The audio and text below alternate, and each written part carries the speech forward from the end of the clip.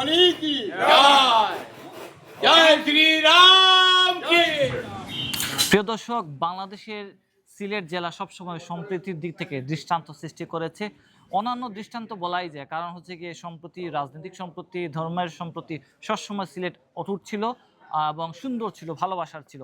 আমার সাথে আছেন দুলাল পাল, যার হাত ধরে বাংলাদেশের অন্যতম সবচেয়ে বড় হনুমানজির যে দেবতার মূর্তি, সেই মূর্তিটি তৈরি করা হয়েছে। 31শে মার্চ আপনার শুরু হচ্ছে পূজা। এই পূজা উপলক্ষে এই মূর্তিটি তৈরি করেছেন আমাদের দুলাল পাল দাদা, যিনি প্রায় 50 বছর ধরে মূর্তি তৈরি করছেন বিভিন্ন পূজায়, এবং তার অনুভূতি আমরা জানবো। কেমন লাগছে দাদা? আমার তো এই পূজায় তো খুবই একটি আনন্দ, যেহেতু এটা বলার কোনো শেষ নাই। খুবই ভালো লাগতেছে। আমার যে পাড়ার যত ইয়াং ছেলেমেয়েরা আছে সবারই নিয়ে যে এই যে পূজাটা হচ্ছে, এটাই আমার কাছে সবচেয়ে বড় পাওয়া। এবং এই 45 বছরের আমার কাজের মধ্যে যে এইটাই সবচেয়ে বড়, আর সবার যে একটা ভালোবাসা, এটাই আমার কাছে সবচেয়ে বড় পাওনা।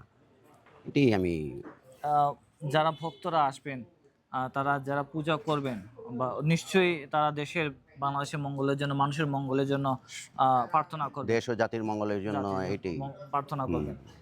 এই কাজগুলো আসলে আপনার কতটা অনুপ্রেরণা দেয়? এটা মানে আমার খুবই আনন্দ, যেটা ভাষায় প্রকাশ করার মতো না।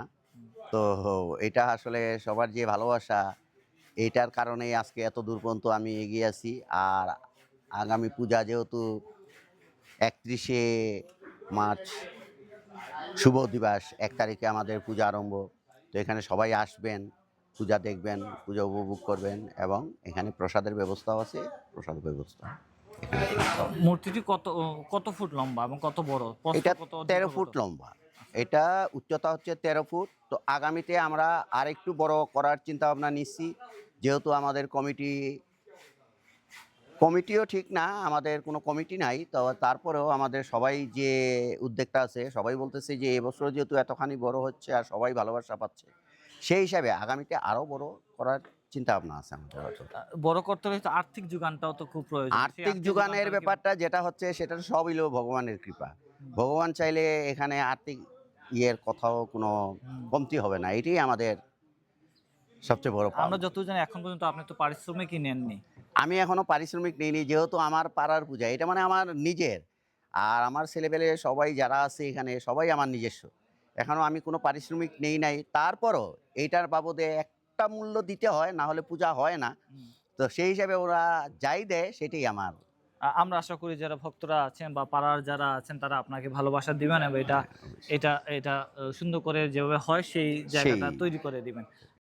প্রিয় দর্শক, এই মুহূর্তে আমি আছি এই এলাকার স্থানীয় বাসিন্দা, বিশিষ্ট ব্যক্তিজন বৌদ্ধদাস টুটুল, তিনি আছেন। তিনি এই পূজা দেখাশোনাও তিনি করছেন।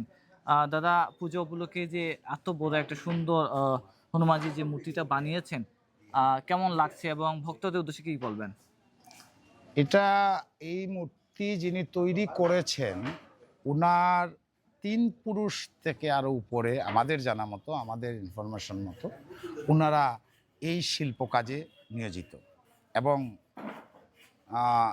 সিলেটবাসী উনাদেরকে শ্রেষ্ঠ বল্লভ হিসাবেই স্বীকৃতি দিয়েছে।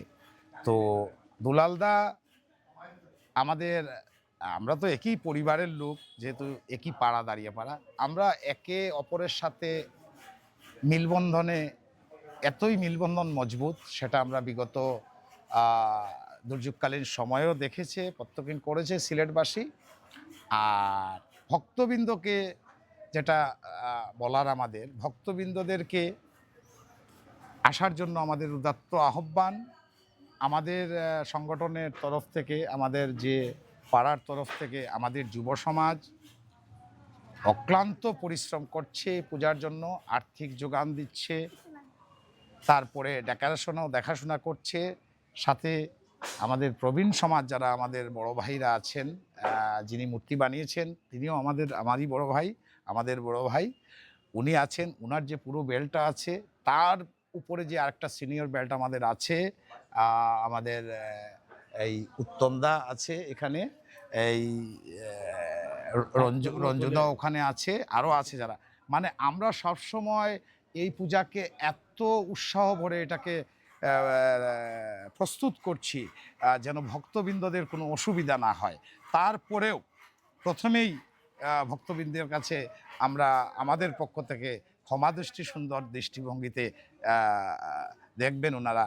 আর আমাদের উত্তর সফল এই পূজা যেন সফল হয়, তার জন্য বীরবল মহাবীর হনুমানের কাছে যে আমরা এই গতি পাই, যেহেতু আমরা গতির জন্য এই পুজোটা করছি, তো এই কাজে আমরা যেন গতি পাই, সেটাই আমাদের ভক্তবৃন্দের কাছে মেসেজ আর কিছু। Thank you much, thank you. Okay.